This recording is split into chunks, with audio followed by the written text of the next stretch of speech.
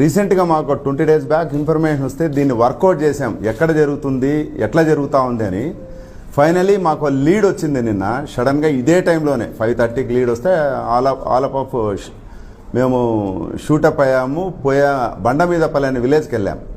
అక్కడ 3-4 ప్లేసెస్లో జరుగుతూ ఉంది ఇది. ఫస్ట్ మేము రామిరెడ్డి అనే వాళ్ళ ఇల్లు సర్ప్రైజ్ చేసాం. చేస్తే బై దట్ టైం అతను ప్రిపేర్ చేస్తున్నాడు ఆల్రెడీ. ఇందులో మెయిన్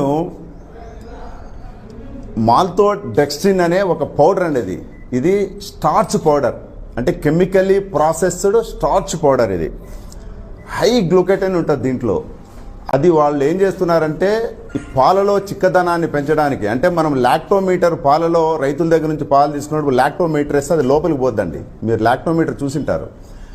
అది ఎంత లోపలికి వెళ్తే అంత తక్కువ రేట్ వస్తుంది. ఎప్పుడైతే లాక్టోమీటర్ డెన్సిటీ పాలది ఉంటే పైకి వస్తుంది, దాన్ని బట్టి రేటు ఫిక్స్ చేస్తుంది డైరీ ఫామ్, ఫిక్స్ చేస్తుంది. అయితే ఈ డెన్సిటీ పెంచడానికి ఏం చేస్తున్నారంటే ఈ మాల్తోడెక్స్ట్రిన్ అనే పౌడర్ను కొంత క్వాంటిటీ తీసుకుంటారండి. అందులో పామ్ ఆయిల్ ఒక 250 ml 1/2 లీటర్ వేస్తారు. దానికి సాల్ట్ మిక్స్ చేస్తారు.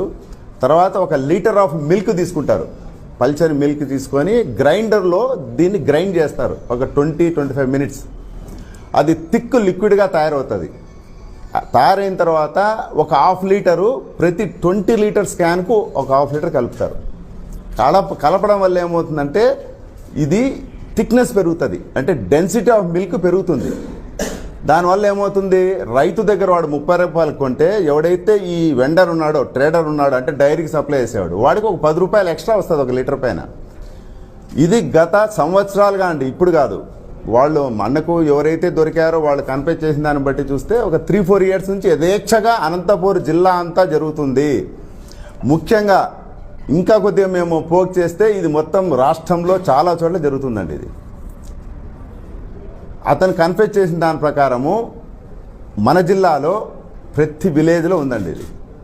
దీంట్లో సాడ్ థింగ్ ఏమంటే ఏదైతే ఈ అడల్టరేటెడ్ మిల్క్ తయారు చేశారో అది వాడు డైరెక్ట్గా కలెక్ట్ చేసి ప్రజలకు, అంటే ఫ్యామిలీస్ డిస్ట్రిబ్యూట్ చేయడం లేదండి, డైరీకి ఇచ్చేస్తున్నాడు డైరెక్ట్గా. ఆ డైరీకి ఇవ్వడం వల్ల ఏమవుతుంది, డైరీ వాళ్ళు ప్రాసెస్ చేసి మళ్ళీ దాన్ని ప్యాకెట్ల రూపంలోనో బాటిల్స్ రూపంలోనో మళ్ళీ ప్రజలకే చేరుతా ఉంది. అంటే ఇక్కడ అఫెక్టెడ్ ఫ్యామిలీస్ దీనివల్ల చాలా పెరిగాయి. నా ఒక్కొక్క డైరీ యావరేజ్గా 40,000-50,000 లీటర్స్ ప్రొక్యూర్ చేస్తుంది ఎవ్రీడే మన అనంతపూర్ డిస్టిక్లో. అట్లా లెక్కేసుకుంటే 1 lakh